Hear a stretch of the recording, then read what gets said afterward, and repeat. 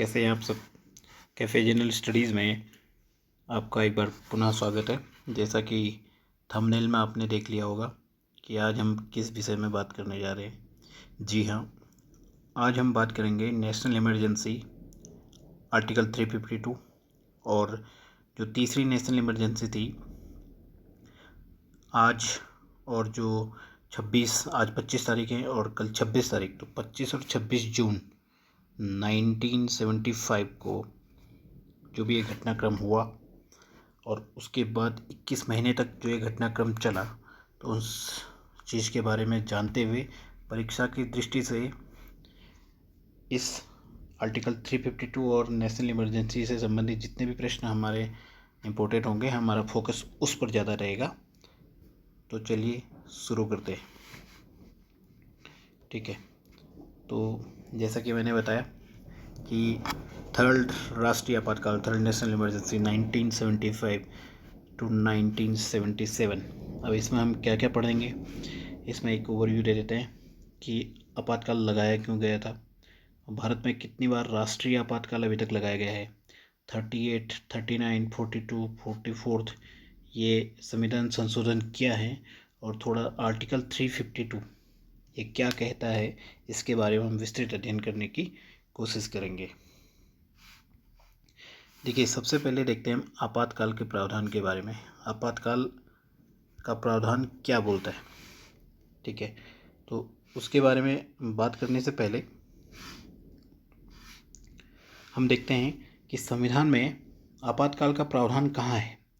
तो ये देखते हैं भाग 18 में, और अनुच्छेद 352 से लेकर 360 तक हमारे संविधान में अनुच्छेद 352 और 360 इसके बीच में पूरे के पूरे इमरजेंसी की प्रोविजंस दिए गए हैं। और भारत के संविधान में जो ये आपातकाल का प्रावधान है, ये जर्मनी के संविधान से लिया गया है। आपातकाल या इमरजेंसी कितने प्रकार की होती है, तो संविधान के अनुसार हमारे पास जो संविधान में 3 प्रकार की जो इमरजेंसी है वो वर्णित हैं। पहली नेशनल इमरजेंसी, दूसरी स्टेट और तीसरी फाइनेंशियल इमरजेंसी। राष्ट्रीय आपातकाल जिसको आर्टिकल 352 के तहत लगाया जाता है। स्टेट इमरजेंसी जिसको हम प्रेसिडेंट रूल भी बोलते हैं, ठीक है, प्रेसिडेंट रूल, या इसी को हम एक अन्य नाम और देते हैं कॉन्स्टिट्यूशनल इमरजेंसी। कॉन्स्टिट्यूशनल इमरजेंसी, ठीक है, संवैधानिक आपातकाल, चाहे हम संवैधानिक आपातकाल बोलें, चाहे हम स्टेट इमरजेंसी या राज्य आपातकाल बोलें, चाहे हम राष्ट्रपति शासन बोलें, ये तीनों आर्टिकल 356 के अकॉर्डिंग। और भारत में सबसे पहली बार अगर आपातकाल कोई लागू हुआ था तो इसी अनुच्छेद 356 के तहत लगने वाला जो राष्ट्रपति शासन है या स्टेट इमरजेंसी है या फिर यूँ कहें कि संवैधानिक आपातकाल है, वो लगाया गया था। ठीक है, पंजाब 1951 में। ठीक है, ठीक। और तीसरा जो कि अभी तक इसका यूज अभी तक नहीं किया गया है, वो है फाइनेंशियल इमरजेंसी, आर्टिकल 360। ठीक, देखिए, नेशनल इमरजेंसी, राष्ट्रीय आपातकाल या फिर आर्टिकल 352, इसके बारे में हम देखते हैं कि अभी तक 3 बार इसको अपनाया गया है या लागू किया गया है। पहली बार तब हुआ था 26 अक्टूबर 1962 में, ठीक है, जब इसका जो बेसिस था वो था एक्सटर्नल एग्रीगेशन, और इसका जो कारण था वो था इंडो चाइना वॉर। ठीक है, जब बाह्य जो हमारा विद्रोह होता है, बाह्य एग्रेशन जो होता है, ठीक है, एक्सटर्नल एग्रेशंस के बेसिस पे पहली बार राष्ट्रीय आपातकाल ये लगाया गया था 26 अक्टूबर 1962 में। अब देखिए, इसमें क्या हो गया था कि देखिए, अभी मैं बताऊंगा कि जो आपातकाल होता है वो उसको लगाने के, नेशनल इमरजेंसी जो राष्ट्रीय आपातकाल होता है वो 3 बेसिस पे लगाया जाता है। ठीक है, पहला वॉर, दूसरा एक्सटर्नल एग्रेशंस, और तीसरा जो पहले इसमें होता था कि इसको इंटरनल डिस्टर्बेंस जो पहले संविधान में था और बाद में फिर इसके स्थान पर आ गया कि आर्म्ड रिबेलियन या सैन्य विद्रोह इसमें जोड़ दिया गया था। तो 3 प्रोविजंस हैं, 3 प्रावधान हैं, यूँ कहें कि 3 मेजर्स हैं जिसके तहत पे हमारे राष्ट्रीय आपातकाल लगा सकते हैं।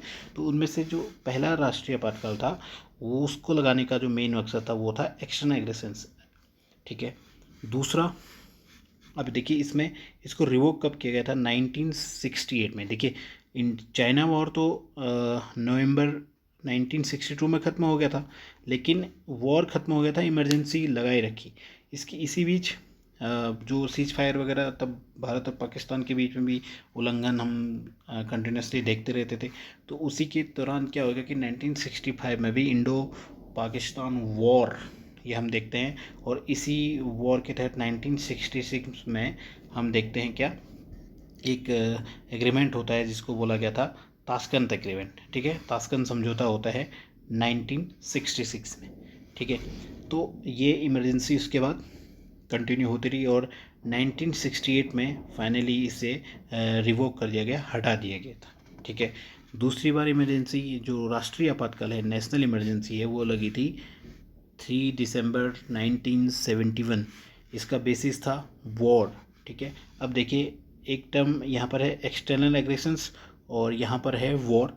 इसका जो रीजन था इंडो पाकिस्तान, जो इंडो पाक वॉर था, ठीक है। इसी के तहत हम बाद में देखते हैं कि जो पूर्वी पाकिस्तान था उसका विभाजन कर दिया जाता है, ठीक है। तो ये सारी प्रोसेस चलती रही है और इसको रिवोक किया गया था 1974। और जो थर्ड एंड फॉरमोस्ट जिसको हम अभी पढ़ने वाले हैं, जिसके बारे में आज का ये पूरा आर्टिकल है, वो है 25 जून 1975 को ये इम्पोज्ड और रिवोक 21 मार्च 1977। पूरे 21 महीनों तक ये इमरजेंसी रही थी और इसका जो बेसिस था या इसका जो आधार था उसको बताया गया था कि इंटरनल डिस्टर्बेंस, ठीक है, आंतरिक अशांति, ठीक है। तो ये अपने कुछ पॉइंट्स नोट करने। 3 बार अभी तक राष्ट्रीय आपातकाल लगा है आर्टिकल 352 के तहत, कौन कौन से ये देख लिए, ठीक है। नेक्स्ट हम देखते हैं brief history of 1975 to 1977 emergency. Indira Gandhi के शासनकाल में भारत के लोकतंत्र में यूँ कहें कि जब सबसे जो ब्लैक हिस्ट्री है, black day for the democracy है, वो हमारे को देखने को मिलती है।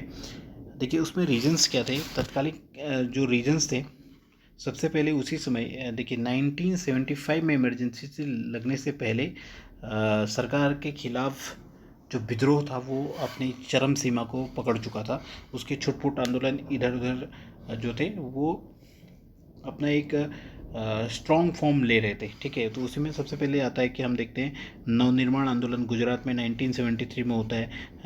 यहाँ पर LD college of engineering Ahmedabad में, वहाँ पर जो फीस होती है वो बहुत बढ़ा दी जाती है। तो अगेंस्ट दिस फीस हाइक ये नवनिर्माण आंदोलन होता है गुजरात में।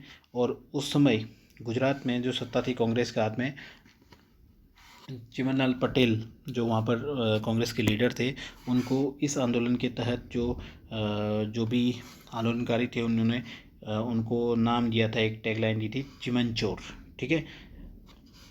नेक्स्ट था JP मूवमेंट 1974 का।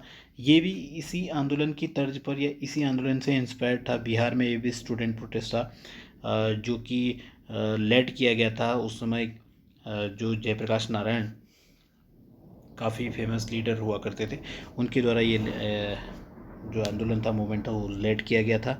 और जो थर्ड है हमारे पास वो है रेलवे प्रोटेस्ट, जिसको लेड किया था जॉर्ज फर्नांडीज़ ने। आपने भारत के अगर हालिया NDA गवर्नमेंट के अगर आपने जहाँ तक जानकारी होगी तो उसमें आपने नाम सुना होगा जॉर्ज फर्नांडीज़, ठीक है। तो इनका नाम एक कद्दावर नेता थे NDA के, ठीक है। तो रेलवे जो वर्कर्स थे उन्होंने अपना हाइक जो भी वो एम्प्लॉयज़ वहाँ पर थे उनके अपनी कुछ मांगे थी, उस मांगों को लेकर उन्होंने भी क्या था, स्ट्राइक कर दिया था। एक लंबी स्ट्राइक इनकी भी रही थी। और रामचंद्र गुहा इस जो भी रेलवे प्रोटेस्ट था इसके बारे में बताते हैं कि लगभग मोस्ट ऑफ दी जो रेलवे एम्प्लॉयज़ थे, क्योंकि रेलवे आप देखते हैं कि कितना बड़ा डिपार्टमेंट है भारत में, रेलवे एक बहुत बड़ा विभाग है, उसके इतने लगभग 70-80% एम्प्लॉय जो थे वो मैक्सिमम इस प्रोटेस्ट के तहत प्रभावित रहे थे, या यूँ कहें कि उन्होंने इसमें लगभग हिस्सा लिया था। अब एक चीज़ और आती है इसमें, जो सबसे मेन चीज़ है वो है Raj Narain verdict, the main reason. देखिए ये क्या चीज़ था, हम इसको देखते हैं कि जो राज नारायण थे 1971 के जो संसदीय चुनाव हुए थे, पार्लियामेंट्री इलेक्शन हुए थे, उसमें ये इंदिरा गांधी के अगेंस्ट थे रायबरेली सीट से, ठीक है। और इंदिरा गांधी के अगेंस्ट रायबरेली सीट से जब ये इलेक्शन लड़ रहे थे तो इंदिरा गांधी से ये चुनाव हार गए थे। अब इनको जब चुनाव में लगा कि जो मतलब जो फेयर मीन्स के द्वारा ये चुनाव नहीं हुआ है, तो उन्होंने इसके लिए एक केस फाइल किया था इलाहाबाद हाई कोर्ट में, ये कहते हुए कि Indira Gandhi had one the election through the corrupt practices, like उन्होंने ज़्यादा पैसा खर्च किया और जो government officials carried her campaign, मतलब कि जो सरकारी कर्मचारी थे, यहाँ तक कि जो सरकारी कर्मचारी थे उनका कहने का तात्पर्य था कि उन्होंने भी इंदिरा गांधी को इस चुनाव को जिताने में मदद की थी, ठीक है। अब इमरजेंसी, तो ये कुछ मेन कारण से जो इमरजेंसी को लगाने के लिए, इमरजेंसी के लगने के लिए एक महत्वपूर्ण घटनाक्रम के रूप में साबित हुए। अब हम देखते हैं कि what was actually the road to emergency, ठीक है। 19 मार्च 1975 को इंदिरा गांधी को टेस्टिफाई किया जाता है कोर्ट, मतलब पहले ऐसे प्रधानमंत्री भारत के, या भारत के ऐसे पहली प्रधानमंत्री जिसको कोर्ट में पेश किया गया था, ठीक है। किस बेस पे? उसी बेस पे कि आपके खिलाफ जो भी केस फाइल हुआ है उसके तहत, ठीक है। अब 12 जून 1975 को क्या घटनाक्रम होता है कि justice Sinha read out the judgment in Allahabad High Court declaring Gandhi's election to parliament as null and void, okay. She was disqualified from public office and she could not assume any public office for next 6 month. जब justice Sinha ने अपना judgement सुनाया तो उसमें उन्होंने बोला कि जो भी चुनाव हुआ है वो फेयर मीन्स के द्वारा नहीं हुआ है, या उसमें भी उन्होंने उसको कहीं ना कहीं दोषी पाया, इंदिरा गांधी को उसमें दोषी पाया, और उन्होंने किसी भी पब्लिक ऑफिस से अटेंड करने से डिस्क्वालीफाई कर दिया, और ये तक बोल दिया कि वो किसी भी पब्लिक ऑफिस को अगले 6 महीने तक क्या कर सकती हैं, अटेंड नहीं कर सकती हैं, एज्यूम नहीं कर सकते, ठीक है। और उन्होंने एक समय सीमा दी कि 20 दिन का टाइम उनको दिया, और 20 दिन का टाइम देने के इसलिए दिया ताकि वो क्या कर सकें, सुप्रीम कोर्ट में वहाँ पर अपनी अपील कर सकें इस हाई कोर्ट के फैसले के खिलाफ। नेक्स्ट घटनाक्रम क्या है, 24 जून को supreme court put A conditional stay on high court order. 24 जून को क्या होता है कि सुप्रीम कोर्ट के द्वारा एक कंडीशनल स्टे लगाया जाता है हाई कोर्ट के ऑर्डर पे, ठीक है। और जैसे ही ये जजमेंट आता है इसके अगले दिन ही, a day after the supreme court judgement, तब 25 तारीख को, ठीक है, 25 जून को ordinance drafted declaring state of internal emergency, एक अध्यादेश पारित किया जाता है जो कि ये डिक्लेयर कर रहा था कि स्टेट ऑफ इंटरनल इमरजेंसी, जिसमें कहा गया कि भारत में या इस समय जो देश में स्थिति है वो ऐसी है कि यहाँ पर इंटरनल इमरजेंसी की परिस्थितियाँ यहाँ पर बन रही हैं on the ground of internal distress. किस बेस पे? कि आंतरिक अशांति, ठीक है। ये ग्राउंड बनाया गया था कि आंतरिक अशांति के तहत, अब वो किस तरीके से डिफाइन उन्होंने किया था ये बेटर वही जान सकते हैं उस समय। On 25 June 1975 national emergency was announced from AIR, okay. All India radio के थ्रू जो नेशनल इमरजेंसी थी उसको लगभग सुबह सुबह ही, ठीक है, सुबह सुबह, मतलब लोग भारत में सब सो के सुबह उठ ही रहे थे, तब तक घोषणा कर दी जाती है इंदिरा गांधी जी के द्वारा कि देश में आपातकाल लागू कर दिया गया है, ठीक है। ये जो टोटल जितना टाइम पीरियड इसने अपना असर दिखाया था वो था टोटल 21 महीने, और 21 मार्च 1977 को फाइनली ये इसको रिवोक कर दिया गया था। इस बीच में हम बहुत जगह पढ़ते हैं, मैं उसमें ज़्यादा डिटेल नहीं जाना चाहूँगा कि किस तरीके से बड़े बड़े जितने भी लीडर्स थे, अपोजिशन के लीडर थे, उनको जो जहाँ था वहीं से उठा के उसको जेल में डाल दिया गया था। जो प्रेस थी या फिर प्रिंट मीडिया थी, जितने भी समाचार पत्र वगैरह होते थे, उनकी छपाई पर रोक लगा दी, उनके ऑफिसेस की बिजली काट दी गई थी, है ना, ताकि जितनी भी चीज़ें या जो भी आदेश या जो भी कानून संसद में बनाए जा रहे हैं सरकार, बहुमत की सरकार के द्वारा, उनको कोई वो उसका प्रचार न कर पाए, या फिर उस सरकार के खिलाफ पत्र पत्रिकाओं या उस प्रिंट मीडिया या प्रेस के माध्यम से जनता में किसी भी प्रकार का सरकार के प्रति कोई भी राग द्वेष की भावना को उत्पन्न न होने दे पाए। ठीक है, तो इस वजह से बहुत सारे यहाँ पर बहुत सारी दमनकारी नीति जिसको हम बोल सकते हैं, बहुत सारे ऐसे एंटी सोशल रिफॉर्म्स या एंटी सोशल अभियान भी चलाए गए थे, लाइक नसबंदी वगैरह, है ना, बहुत सारी चीज़ें हो रही थी इस दौरान। तो ये सारी चीज़ें जो भी हो रही थी उस दौरान ही ये सारी घटनाक्रम चल रहा था। अब देखिए, तो वो हम एक अलग से वीडियो में अगर हम उसके लिए ज़रूरत पड़ेगी तो बनाएंगे, पर ज़्यादा आपको उस बारे में ज़्यादा डिटेल नहीं जानना है, बस ये पता होना चाहिए कि क्या क्या इसमें हुआ था। अब बेसिकली हम देखते हैं आर्टिकल 352 के बारे में कि ये क्या है, किस वजह से इसका यूज करते हुए भारत में राष्ट्रीय आपातकाल लागू किया गया था। देखिए, प्रोक्लेमेशन ऑफ इमरजेंसी ये बोलता है किन ग्राउंड पे, ये 3 ग्राउंड इसके हैं। पहला वॉर, दूसरा एक्सटर्नल एग्रेशंस, तीसरा आर्म्ड रिबेलियन। ठीक है, जिसको आर्म्ड रिबेलियन ये वर्ड जोड़ा गया था 44वें संविधान संशोधन 1978 के तहत। इससे पहले इसको बोला जाता था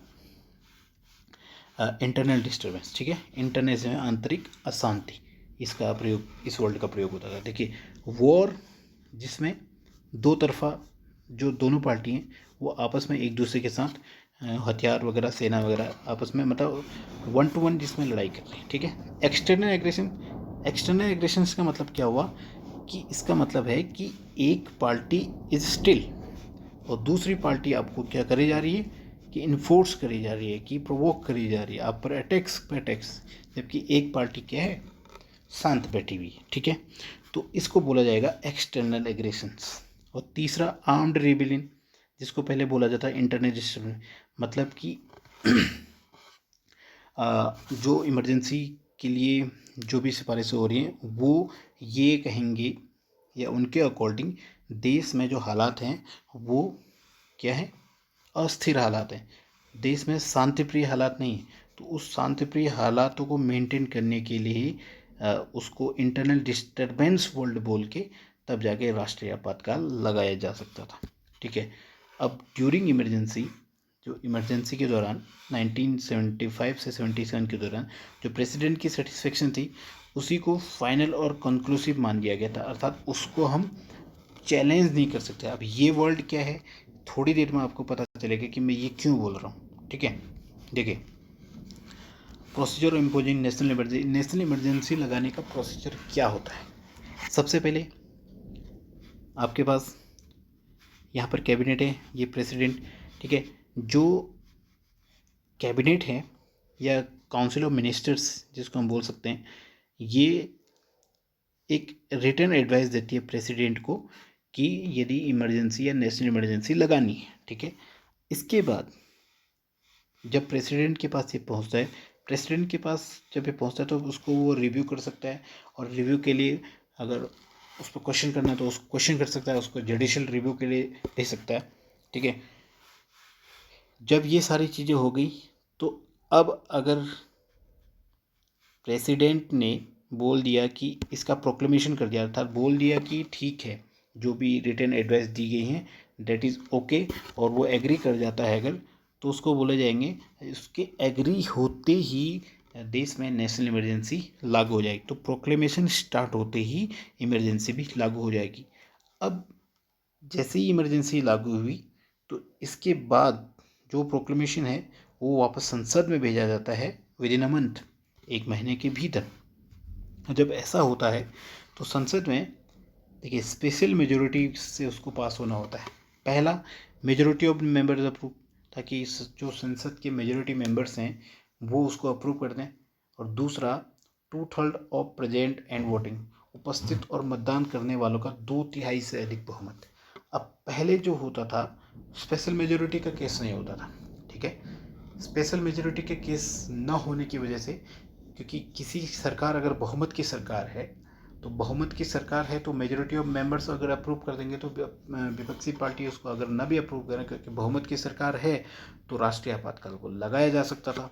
लेकिन 44वें अमेंडमेंट एक्ट 1978 के तहत इसमें ये कंसेप्ट भी जोड़ दिया गया कि 2/3 ऑफ प्रेजेंट एंड वोटिंग, जो उपस्थित और मतदान करने वाले का 2/3 से अधिक 2/3 सदस्य जो उपस्थित और मतदान करने वाले हों, उनको भी इसमें कंसिडर किया जाएगा, इसलिए इसका नाम दिया गया स्पेशल मेजोरिटी, ठीक है।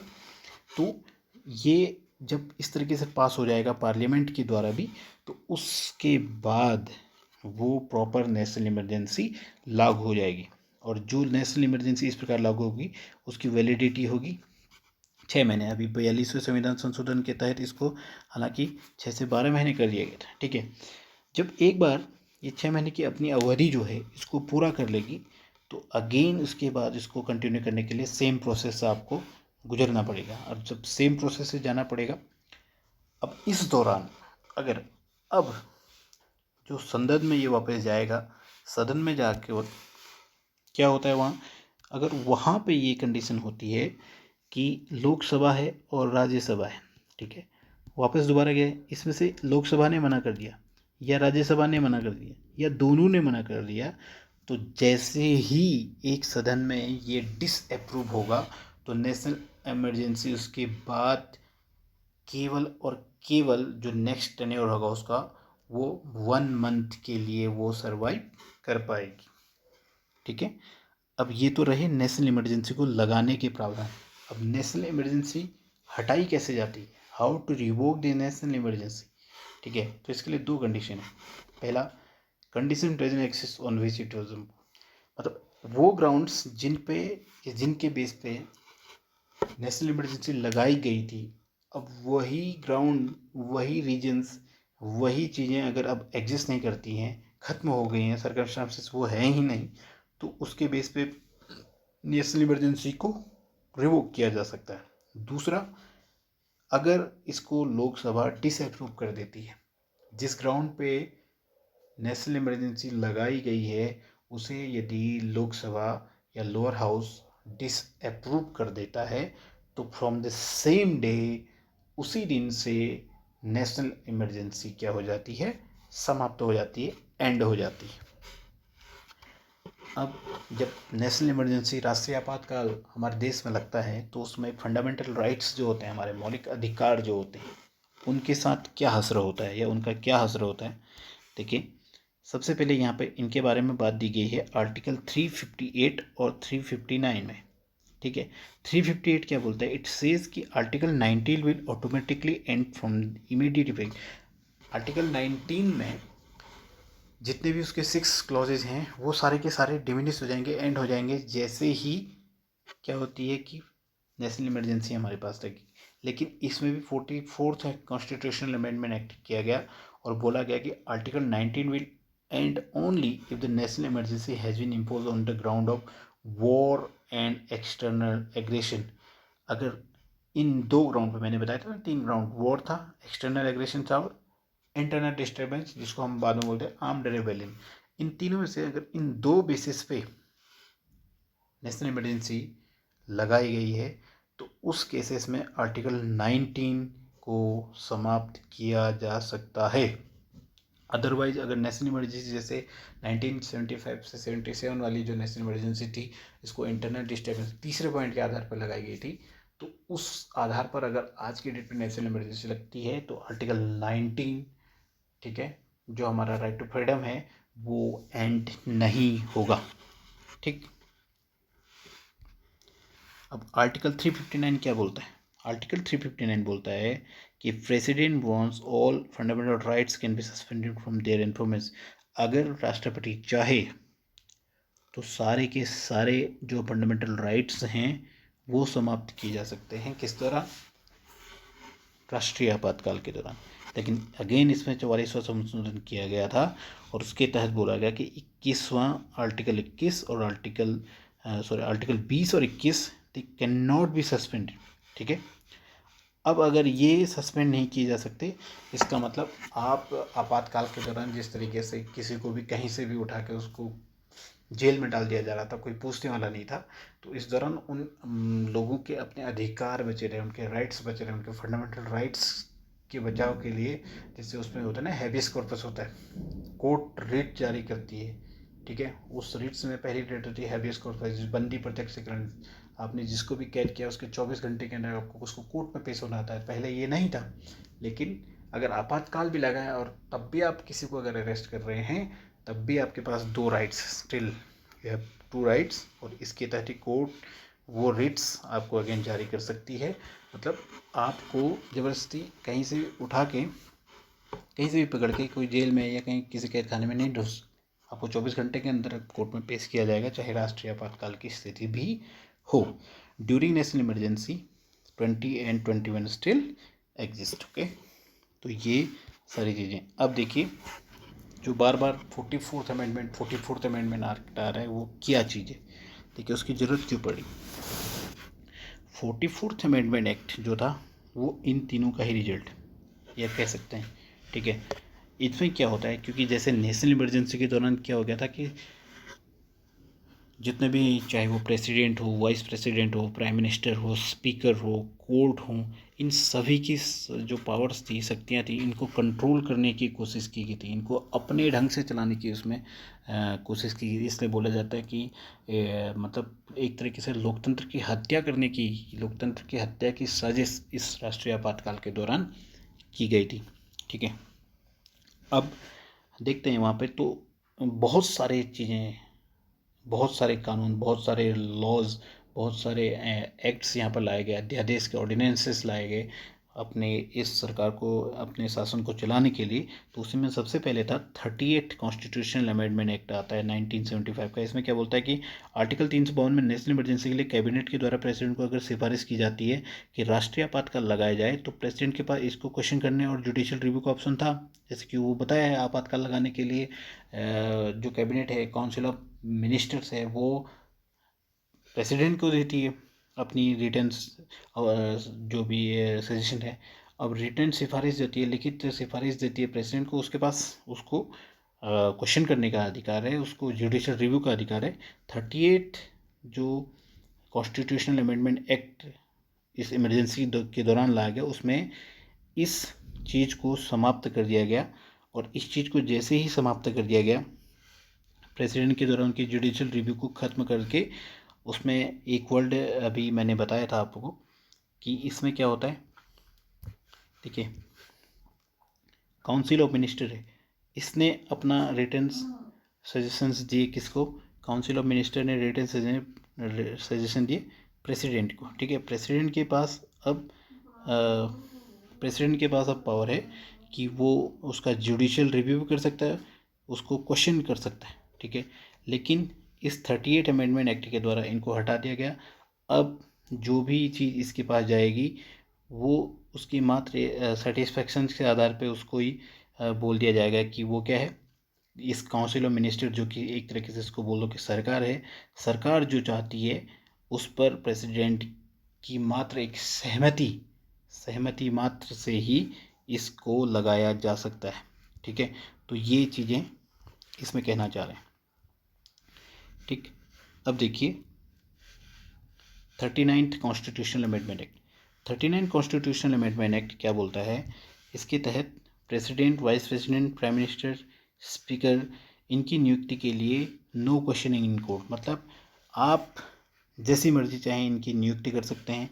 इसके लिए कोर्ट में इनकी जो नियुक्तियां हैं या इनके संबंध में, चाहे इनको हटाया चाहे इनकी नियुक्ति की गई, उसको आपको कोर्ट में क्वेश्चन नहीं कर पाएंगे, ये इसके द्वारा लाया गया। Next 42nd constitutional amendment act 1976, जिसको मिनी कॉन्स्टिट्यूशन बोला जाता है। मतलब इतने संवैधानिक संशोधन इसमें किए गए, इतनी चीज़ें जोड़ी गई कि इसको पूरा का पूरा एक मिनी कॉन्स्टिट्यूशन ही बोल दिया गया, ठीक है। पहले इसके तहत क्या गया कि कोर्ट की पावर को कंट्रोल करने की कोशिश की गई थी। दूसरा, पार्लियामेंट का कोई भी अमेंडमेंट क्वेश्चन नहीं किया जा सकता। आप कोई भी संशोधन कर रहे हैं, उस पर आप क्वेश्चन उस पर नहीं कर सकते थे। और उनका कोई जुडिशियल रिव्यू भी नहीं किया जा सकता था, ठीक है, उनका न्यायिक पुनरावलोकन भी नहीं किया जा सकता था। स्टेट गवर्नमेंट और सेंट्रल गवर्नमेंट, मतलब जो स्टेट गवर्नमेंट की पावर थी उसको धीरे धीरे सेंटर कर दिया गया, किसके अधीन, सेंट्रल गवर्नमेंट के अधीन। नेक्स्ट हम प्रस्तावना में पढ़ते हैं समाजवादी, धर्मनिरपेक्ष, अखंडता, ठीक है, सोशलिस्ट, सेक्युलर एंड इंटीग्रिटी, ये 3 वर्ड हम देखते हैं प्रियम्बल में, ये भी जोड़े गए थे इसी 42nd अमेंडमेंट एक्ट ऑफ 1976 के द्वारा। नेक्स्ट इसके तहत आर्टिकल 31D जोड़ा गया, जो कि एक प्रोविजन ऑफ इंटरनेशनल एक्टिविटी थी। अब इसमें क्या था, इसके लिए जो भी उस समय की सरकार लाएगी उसको रीजनेबिलिटी से कोई क्वेश्चन नहीं पूछेगी, उस पर क्वेश्चन नहीं कर सकते। इसका मतलब क्या है कि ये जो इंटरनल डिस्टरबेंस हो रहा है उस ग्राउंड पे इन्होंने जो इमरजेंसी लगाई थी उसमें ये बोला गया कि प्रोहिबिशन ऑफ इंटरनेशनल एक्टिविटी, इसके लिए जो भी उस समय की सरकार लाएगी उस उनकी रीजनेबिलिटी को कोई क्वेश्चन नहीं पूछा जा सकता है। अब इसमें क्या हो गया कि जो आंतरिक सुरक्षा है उस आंतरिक सुरक्षा को बनाए रखने के मद्देनज़र अगर कोई भी जो सरकार उस समय की है वो सरकार अगर कोई कानून ला रही है किसके लिए, कि वो बोलते हैं कि हमें आंतरिक सुरक्षा को बनाए रखना है, मतलब हमारी आंतरिक सुरक्षा को खतरा है इसलिए हम ये कानून ला रहे हैं, अगर हम ये कानून उसमें लाए हैं तो इसको आप क्वेश्चन नहीं करेंगे, ठीक है। किसी नेता को पकड़ लिया, किसी बड़े अधिकारी को पकड़ लिया, किसी प्रेस को ही कब्जे में ले लिया, ठीक है, वो किस ग्राउंड पे लेते थे, वो यही बोलते थे कि इससे हमारी जो देश की शांति है वो भंग हो सकती है और इसलिए हम आपको क्या कर रहे हैं, एक कानून के तहत हम आपको या तो जेल में डाल रहे हैं या फिर कह रहे हैं कि आप इसको नहीं चालू करेंगे, ठीक है। अब आपके पास ये राइट नहीं था कि आप क्वेश्चन नहीं कर सकते थे कि ऐसा कौन सा रूल है, ऐसा क्यों कर रहे हैं, ठीक है। तो ये सारी चीज़ें उसमें हो रही थी। अब हम देखते हैं 44th कॉन्स्टिट्यूशन अमेंडमेंट एक्ट 1978। जब इमरजेंसी हट गई थी तो इमरजेंसी के दौरान जो भी ये उत्पात मचाया गया था 42वें संविधान संशोधन के द्वारा, उसको कंट्रोल करने के लिए, उसके संशोधन के लिए ही 44वां संविधान संशोधन लाया गया था। तो इसके जो 2 मेजर एम्स थे, पहला था कि संविधान में उल्लिखित मौलिक अधिकारों पर जो पार्लियामेंट का कंट्रोल है, पार्लियामेंट संसद का जो नियंत्रण है उसको कम किया जाए, उसको अलग किया जाए, और दूसरा आपातकाल या इमरजेंसी को इश्यू करने के लिए जो भी रूल्स हैं, ठीक है, उनको थोड़ा और सख्त बनाया जाए। मतलब आपातकाल लगाने के तरीक़ों में जो सरलता उसमें थी उनको थोड़ा और टिपिकल बनाया जाए। जैसे किसी बहुमत वाली सरकार की मेजोरिटी से वो पास हो सकता था, तो हमने 44वें संविधान संशोधन से क्या कर दिया कि उसमें स्पेशल मेजोरिटी डाल के 2/3 of the present plus voting, ठीक है। तो ये कॉन्सेप्ट, तो इस तरीके से उस प्रोसेस को और टिपिकल बना दिया ताकि कोई इजीली उसको इम्प्लीमेंट दोबारा न कर सके, ठीक। तो यही चीज़ें इसमें देखने को हमें मिल रही हैं कि इसके द्वारा इंटरनल डिस्टर्बेंस शब्द को आर्म्ड रेबेलियन के द्वारा रिप्लेस किया गया, ठीक है। Simple majority for emergency approval change to special majority, जो सिंपल मेजोरिटी थी अब उसको जो स्पेशल मेजोरिटी है, ठीक है। सिंपल मेजोरिटी मतलब जितना भी जो भी उपस्थित लोग हैं या मेजोरिटी में जितने भी सदस्य हैं, तो जितने जो मेजोरिटी सदस्यों की हामी से ही वो प्रस्ताव पारित हो जाएगा। स्पेशल में क्या है कि उनकी उपस्थित और मतदान करने वालों का 2/3 से ज़्यादा होना चाहिए, ठीक है। इमरजेंसी के वक्त भी आर्टिकल 20 और 21 लागू रह सकेंगे, ये वेरी इंपॉर्टेंट इसको प्रोविजन ऐड किया गया। और इसके द्वारा जो 38 कॉन्स्टिट्यूशनल अमेंडमेंट एक्ट था उसको अंडू कर दिया गया। मतलब उसको जो 38 कॉन्स्टिट्यूशनल अमेंडमेंट एक्ट के तहत हमको क्या बोल रहा है कि जिस ग्राउंड पे नेशनल इमरजेंसी लग रही है उसको रिव्यू नहीं किया जा सकता, वो 38 अमेंडमेंट एक्ट में बोला गया था। तो उसको बोल दिया गया कि ये चीज़ नहीं होगी, इसको हम वापस से पुराने वाली चीज़ करते हैं, अर्थात उसको हम क्या करते हैं, अंडू करते हैं, ठीक है। अब कुछ इंपॉर्टेंट फैक्ट्स आपने याद रखने हैं। जैसे इस इमरजेंसी के दौरान जो प्रेसिडेंट थे वो कौन थे, फ़खरुद्दीन अली अहमद, ये 7वें प्रेसिडेंट थे, लेकिन इंडिविजुअली अगर हम देखें तो इनका 6ठा नंबर, 6 नंबर, ठीक है। वी वी गिरी जो थे वो 2 बार बने थे। इसकी वजह से 2 बार वीवी गिरी बनने से इनका नंबर 7 हो गया, लेकिन अगर इंडिविजुअल देखें तो 6ठे इंडिविजुअल थे जो प्रेसिडेंट की सीट पर थे। ठीक है। और इंदिरा गांधी जिनका टेन्योर रहा है 2 कार्यकाल उन्होंने किए थे। पहला कार्यकाल इनका यही था इमरजेंसी तक 1966 से 77 तक, दूसरा इनकी डेथ तक 1980 से 84 तक। अब आपके लिए कुछ एक तो क्वेश्चन रखे हैं। पहला क्वेश्चन है, कमेंट बॉक्स में बताइएगा इनके answer. Who was the first president when first national emergency was impose. जब पहली राष्ट्रीय आपातकाल की घोषणा हुई थी तो उसमें भारत में राष्ट्रपति कौन थे। ठीक है।